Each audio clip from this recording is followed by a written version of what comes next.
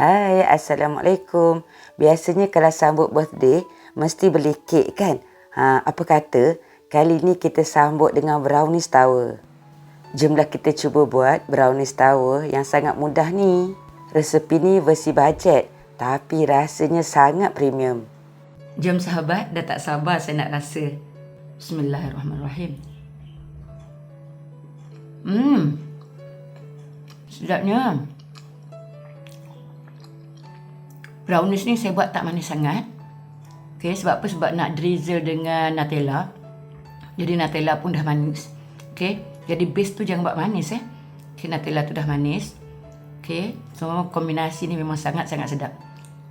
Strawberry ni kena cocok pakai pencokir gigi supaya dia kukuh dekat brownies. Jom kita start buat, tapi sebelum tu kita buat persiapan loyang dahulu ya. Saya guna loyang 8x8 x 1.5 yang ada cutter sekali ya. Okey, sekarang saya greasekan setiap besi cutter ni dengan margarin ataupun saya guna buttercup. Okey, jangan greasekan dengan minyak ya. Okey, grease tu janganlah terlalu sedikit ataupun terlalu banyak. Okey, agak-agak ini kali pertama tahu saya guna ni. Okey, boleh tengok cara-caranya. Mulakan dengan pasang kedua-dua hujung dulu. Okey, kemudian diikuti dengan yang lain. Sekarang rapatkan besi yang hujung tu kemudian terbalikkan. Seterusnya masukkan besi yang paling hujung sekali.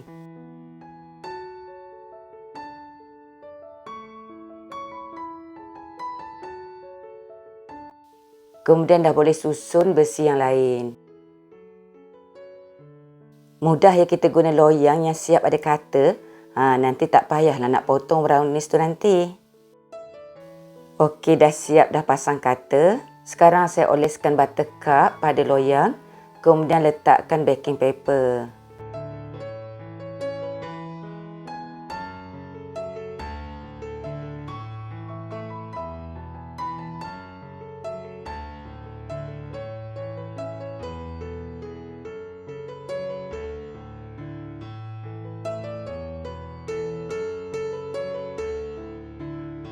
Jom kita tengok bahan-bahannya. Saya mulakan dengan bahan-bahan A. Kita perlukan 160 gram gula perang. Gula perang ni saya blend halus dahulu ya. Supaya nanti cepat larut.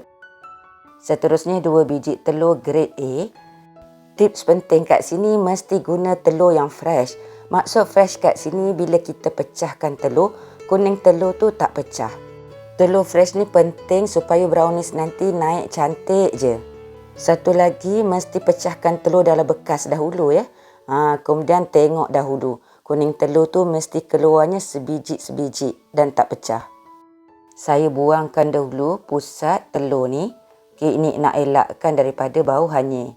Seterusnya kita akan masukkan 1 sudu kecil ataupun 1 penutup esen vanila. Ini nak menambahkan lagi bau wangi dan nak elakkan bau hanyir telur. Seterusnya kita lihat bahan B. Kita perlukan 100 gram tepung naik sendiri. Saya guna jenama Bluki. Ini yang terbaik. Okay, kita dah tak perlu masukkan baking powder ya. Sebab dalam ni dah ada. Seterusnya 40 gram serbuk koko. Kedua-dua bahan ni kita kena ayak dahulu. Kita ayak kedua bahan ni. Ianya merupakan tips yang penting. Supaya ianya tidak berketul. Dan supaya permukaan brownies cantik. Seterusnya kita lihat bahan C. Kita perlukan 130 gram dark chocolate coin. Saya guna jenama Beryl's. Dan 100 gram buttercup. Jom kita tengok cara-caranya.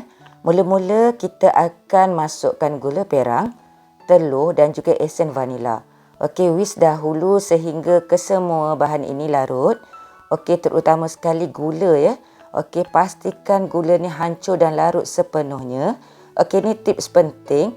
Kalau tak larut, permukaan brownies tak berkilat dan juga kurang fudgy.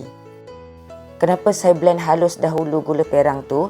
Supaya masa untuk kita pukul dengan telur tu tidak terlalu lama ya. Kacau sampai gula larut dan sebati. Okey, tak perlu sampai telur tu kembang. Sekarang saya tunjukkan cara double boil coklat dengan betul. Okey, periuk yang di bawah ni mesti lagi kecil daripada yang atas. dan air tu tidak mencecah periuk yang kita akan letak coklat. Ingat ya, waktu kita cairkan coklat, jangan ada pun setitik air masuk ke dalam coklat. Okey, tapi saya guna double boiler ni untuk cairkan coklat. Mula-mula saya masukkan air ke dalam periuk di bahagian bawah. Okey, saya pastikan air tu tidak mencecah periuk yang di bahagian atas. Saya masukkan coklat dan juga buttercup. Bila air tadi dah mendidih perlahan, terus letakkan periuk kedua ke atasnya. Okey, kita kacau-kacau dan pastikan coklat dan juga buttercup cair sepenuhnya.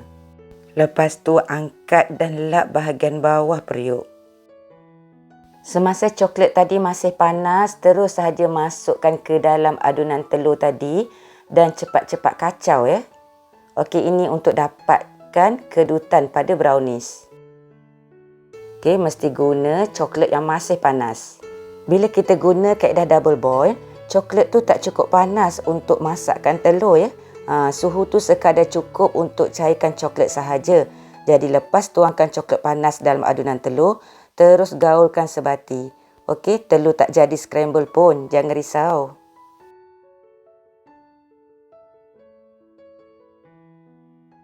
Baiklah, sekarang dah boleh masukkan ke semua serbuk koko dan juga tepung naik sendiri yang telah diayak. Kalau nak guna tepung gandum pun boleh, tapi kena tambah setengah sudu kecil baking powder. Okey, sekarang kacau-kacau sebati. Okey, dan kita buat teknik kaut balik. Dekat sini tips penting dia, jangan overmix ya. Gaulkan sehingga sebati, serbuk koko dan juga tepung. Waktu ni jangan terlebih gaul. Okey, sebab nanti tekstur akan jadi seperti kek ataupun keki. Okey, dan nanti tak lembap macam fudgy.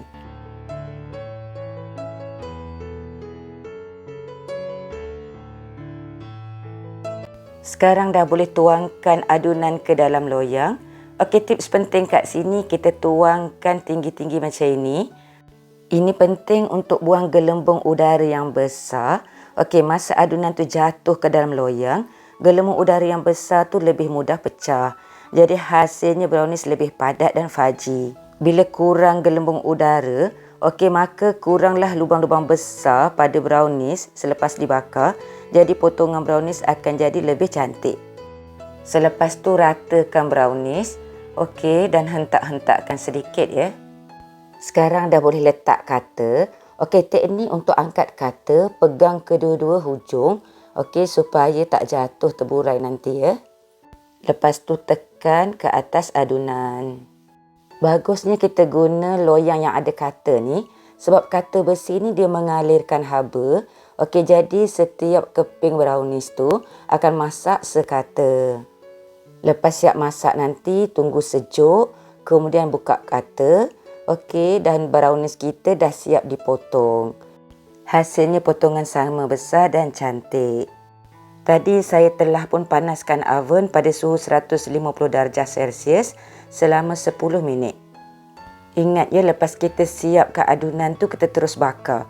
Saya bakar brownies pada suhu 150 darjah Celsius selama 40 minit. Okey, saya letak rak paling bawah. Guna api atas bawah dan offkan kipas. Okey, saya guna oven 60 liter. Suhu ni bergantung kepada oven masing-masing.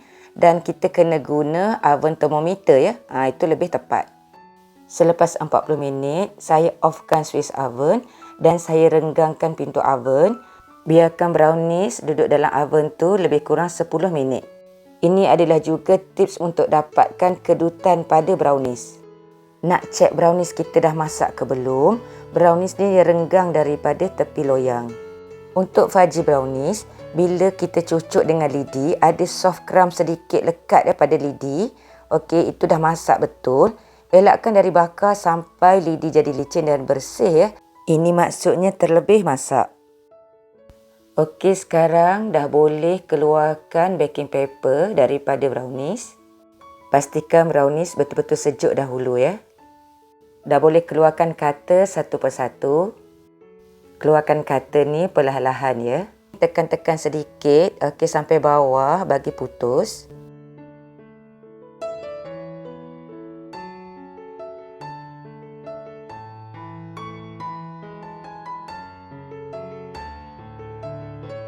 Jom kita start buat tower. Lapisan yang pertama mesti ada 16 keping brownies. Kemudian drizzlekan dengan Nutella. Okey, Nutella tu sebagai gam, okey, untuk susun kepingan yang lain. Sebaiknya waktu drizzle tu sahabat boleh turunkan sedikit lagi ke depan ya. Barulah nampak cantik. Ni saya first time buat.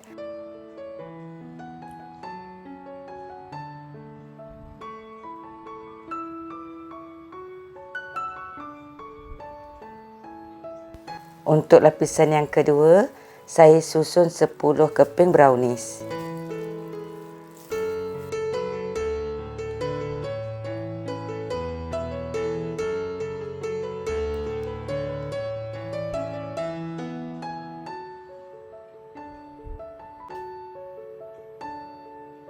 Seterusnya lapisan yang ketiga, saya susun 6 keping brownies.